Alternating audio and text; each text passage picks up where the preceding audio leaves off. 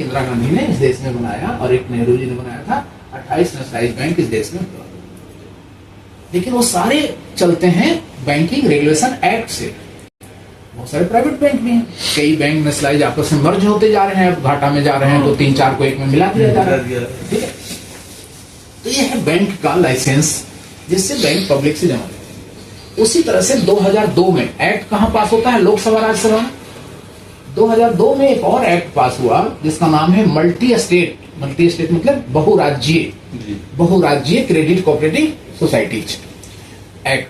तो multi state credit society act पास हुआ अटल बिहारी वाजपेयी के समय में 2002 में। उस एक्ट के अंतर्गत आपकी कंपनी को लाइसेंस प्राप्त है, मॉडल क्रेडिट कोऑपरेटिव सोसाइटी को लाइसेंस प्राप्त है। ये आप देख रहे हैं, एक्ट का नाम भी लिखा हुआ है 2002। और ये लाइसेंस की कॉपी है, ये देखिए, government of India, ministry of agriculture, model credit cooperative society, Snehnagar, Alambagh, Lucknow, जहां हम लोग बैठे हैं। और ये भारत सरकार का स्टाम्प है, ये joint secretary government of India का सिग्नेचर। ये कॉपी गई हुई है जिन जिन राज्यों के लिए लाइसेंस है, उन राज्य सरकारों को कॉपी भी गई हुई है। ये बायलॉज का 18 पन्ने का पूरा नियम कानून का पुस्तिका है, हर पेज में भारत सरकार का मुहर है। Page number 3, objective and services provided to member. क्या क्या आप मेंबर को सर्विस दे सकते हैं, यहाँ क्लियर लिखा हुआ है, to receive deposit from member, Bharat सरकार का मुहर है। पेज नंबर 4 में आते हैं, raising of fund and capital, कहां से फंड कैपिटल रेज कर सकते हैं, यहाँ पर क्लियर लिखा हुआ है, चौथा पॉइंट, डिपॉजिट्स। पेज नंबर 15 में डिपॉजिट शब्द को और क्लियर किया गया है। पेज नंबर 15, डिपॉजिट्स, डिपॉजिट में be received as saving fix recurring, ये भारत सरकार का मुहर है। एक्ट के अंतर्गत आपको लाइसेंस प्राप्त है 10 बड़े राज्यों के लिए, जिसका नाम इसमें लिखा हुआ है। तो लीगल रूप से आपको कभी कोई अड़चन नहीं आ सकती है कि आपने क्यों लिया डिपॉजिट, वापस करो 3 महीना के अंदर, गैर कानूनी काम हुआ, ये नहीं हो सकता है आपके यहाँ। घटना जो उन कंपनियों में हुआ, तो 4 पिलर पर घर खड़ा होता है, 4 पिलर पर कंपनियां भी मजबूत होती हैं 4 पिलर पर। अगर चारों पिलर मजबूत होती है, तो अभी तो हम लोग एक ही पिलर देखें, एक पिलर से घर मजबूत नहीं कहा जा सकता है। दूसरा पिलर होता है कंपनी के मजबूती का कि मैनेजमेंट कैसा है। आप गाड़ी खरीदिए 1 करोड़ का और ड्राइवर नौसिखिया रखिए, तो क्या होगा? तो कंपनी का ड्राइवर मैनेजमेंट होता है। मैनेजमेंट में 2 चीज है कि नहीं, आपको देखना है, एक इनको अनुभव है कि नहीं इस काम का, और दूसरा इनका नियत वगैरह, ऑनेस्टी वगैरह का लेवल क्या है।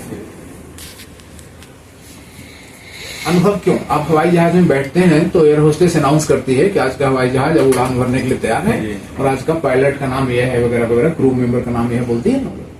तो अगर वहां अनाउंसमेंट हो कि आज का हवाई जहाज में आपका स्वागत है और आज का हवाई जहाज अमिताभ बच्चन उड़ाएंगे, तो खुशी लगेगा कि डर लगेगा? डर लगेगा, क्योंकि अमिताभ बच्चन जी को सिनेमा का बहुत अनुभव है, हवाई जहाज उड़ाने का बहुत अनुभव नहीं होगा। तो मैनेजमेंट को इस काम का अनुभव है कि नहीं, जिस काम की कंपनी। बहुत सारी कंपनी इस वजह से भी बंद हो जाती है कि मैनेजमेंट फेलोशिप हो जाता है। तो मोरल में इस पार्ट को अगर देखेंगे तो मोरल के जो मैनेजमेंट के लोग हैं, यहाँ जो भी लोग हैं, डायरेक्टर, एमडी, सीएमडी, सबको इसी काम का अनुभव है। 30 साल का, 35 साल का, 38 साल का अनुभव है इसी काम का। जब एक ही काम आप 35 साल, 38 साल करेंगे तो थोड़ा बहुत तो सीख जाएंगे। और नियत वाली बात तो अंदर की चीज है, लेकिन इसको भी आप जान सकते हैं। अगर आपका मैनेजमेंट 38 साल से पब्लिक के बीच में है, तो पब्लिक उसका नेचर जान जाएगी कि नहीं? बिल्कुल जान जाएगी। कोई दिखावा करके 2-4 दिन, 2-4 महीना अच्छा बन के रह सकता है एक्टिंग करके। 35 साल is so much long time, 38 साल is so much long time. तो उसके अंदर की चीज सामने आ जाएगी बाहर, नहीं? तो एक बेदाग छवि का मेहनती, कुशल, ईमानदार, आध्यात्मिक और विजनरी मैनेजमेंट भी यहाँ पर आपको मिला हुआ है, जिनको अनुभव भी है इसका। तो दूसरा पिलर भी यहाँ पर आपको मजबूत है। A man can change his signature but he can not change his nature. तो इस पार्ट से भी हमारे लोग यहाँ बहुत निश्चिंत रहते हैं। तीसरा पिलर होता है एक्सपेंस, खर्च। अगर आमदनी से ज्यादा खर्च होगा कंपनी का, तो कुबेर का भी खजाना खाली होगा। मोरल के बिजनेस प्लान में फेरारी मिलती है, इनको फेरारी मिला है, मर्सिडीज भी मिलती है, फेरारी भी मिलती है।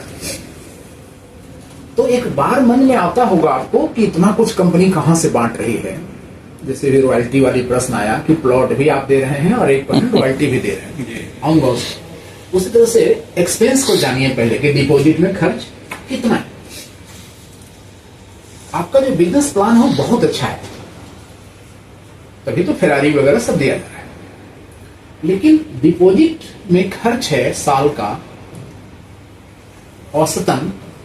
औसतन ईयरली एक्सपेंस है डिपॉजिट में। युवराज सर आज आ गए हैं गलती से भी, तो थोड़ा सा जान लीजिए मोरल को। मोरल नहीं भी करिएगा तो मोरल को जाने रहिएगा तो हमें भी अच्छा लगेगा। नहीं, और करना चाहिए। और आप लोगों के लिए तो अच्छा है, इनको तो नोएडा से आने में लगेगा 4 घंटा, आप तो 4 घंटा में 40 बार आ सकते हैं पूरे तो आप लोग के लिए अच्छा है कि गंगोत्री में आप हैं। ये मोरल की गंगोत्री यही है कि 3 तल्ला का जो ऑफिस है यहीं से पूरे देश में कारोबार संभाला जाता है। तो गंगोत्री में ज्यादा साफ पानी मिलता है जी, है ना। मुझसे मिलने लोग इतना दूर दूर से आते हैं और आप लोग तो पास के रहेंगे, इसलिए जरूर करिए। तो मैं यही बता रहा था कि तीसरा जो पिलर है एक्सपेंस, डिपॉजिट में एक्सपेंस है आपका सालाना औसतन बिलो 20%। कैसे? यहाँ डबल भी होता है 5.5 साल 6 साल में, तो ब्याज का भी एक बड़ा खर्च होगा, कमीशन का भी बहुत खर्च है, तभी तो फेरारी और मर्सिडीज सब कुछ मिल रही है। तो जो बिजनेस प्लान यहाँ है, उस बिजनेस प्लान में इनकम आपको मिलता है बिजनेस वॉल्यूम पर। क्या चीज पर? Business volume. बिजनेस वॉल्यूम हर स्कीम में डिपॉजिट का अलग अलग होता है। 1 साल के डिपॉजिट का स्कीम में कम भी होती है, 6 साल वाला में उससे ज्यादा भी होती है, कोई 9 साल का स्कीम है तो उससे और ज्यादा भी उसमें मिलती है, ठीक है। और ब्याज भी होता है। लेकिन डिपॉजिट में एक ऐसा भी इनकम है जो बीवी पर नहीं मिलती है, पूरा अमाउंट पर मिलती है, उसको हम लोग स्पॉट इंसेंटिव कहते हैं, ठीक है। तो आइए हम लोग जोड़ते हैं कि खर्च कैसे 20% है। मान लिया जाए कि एफडी की बात करिए जिसमें 6 साल में डबल होता है, उसमें 1 लाख आपने अगर लाया तो 6% स्पॉट मिल जाता है 1 लाख का, तो 6,000 तुरंत मिल गया जी। और 40% बीवी है उसमें, तो 40,000 बिजनेस वॉल्यूम काउंट हो गई।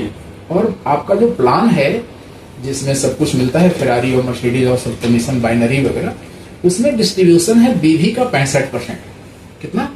65%। बीवी का 65%। तो 40 बीवी आया 40,000, तो उसका 65% कितना हो जाएगा? 26,000। 40,000 का 65% 26,000 चला गया डिस्ट्रीब्यूशन में, और 6,000 पहले चला गया था 1 लाख में, तो 26 और 6 32,000 चला गया डिस्ट्रीब्यूशन में। हम और 4,000 जोड़ देते हैं, 36,000 मान लें। लेकिन वो 6 साल के लिए आया है ना पैसा जी, 6 साल में डबल है, तो यहाँ तो टर्म प्लान है कि इतने ही साल के बाद ही मिलेगा पैसा, तो 6 साल मोरल में रहना है उस पैसे को। और 36,000 चला गया, तो सालाना खर्च कितना हुआ? तो 6 से भाग दीजिए, तो 6 6 36, 6% सालाना। औसतन खर्च सालाना 6%। और ब्याज आप देंगे 13-14%, तभी 6 साल में डबल होगा। तो 13 और 6 19 हो गया, 13.5 और 6 19.5 हो गया, या 14 6 20 हो गया। तो यही 20% आपका हर स्कीम में ब्रेक इवन पॉइंट है। एक्सपेंस कितना है? सालाना 20%। अब चौथा पिलर की कंपनी पैसे को लगाती कहां है कि साल का 20-25% कमा पाएगी, तभी तो दे पाएगी मैच्योरिटी। आपकी कंपनी पैसे इन्वेस्ट करती है फार्मास्यूटिकल्स में। 2011 से मोरल फार्मास्यूटिकल्स कंपनी है जिसमें 180 मेडिसिन है, capsule, tablet, antibiotic, injection, vitamin, syrup, suspension, ointment की पूरी बड़ी रेंज है। इतनी अच्छी फार्मा कंपनी है आपकी, क्वालिटी इतनी अच्छी है और प्राइस इतना रिजनेबल है कि 2017 में भारत इतना बड़ा कंट्री है, भारत का, इंडिया का बेस्ट फार्मा कंपनी का अवार्ड मिला है moral pharma.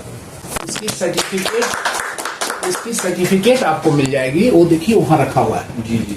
Moral Pharmaceuticals has been awarded India best pharma company of the year 2017।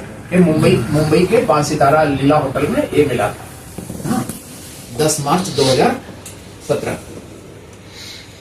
अब ये फार्मा कंपनी, एक ड्रग टुडे मैगजीन आता है जो हर बड़े डॉक्टर के टेबल पर आपको मैगजीन मिलेगा।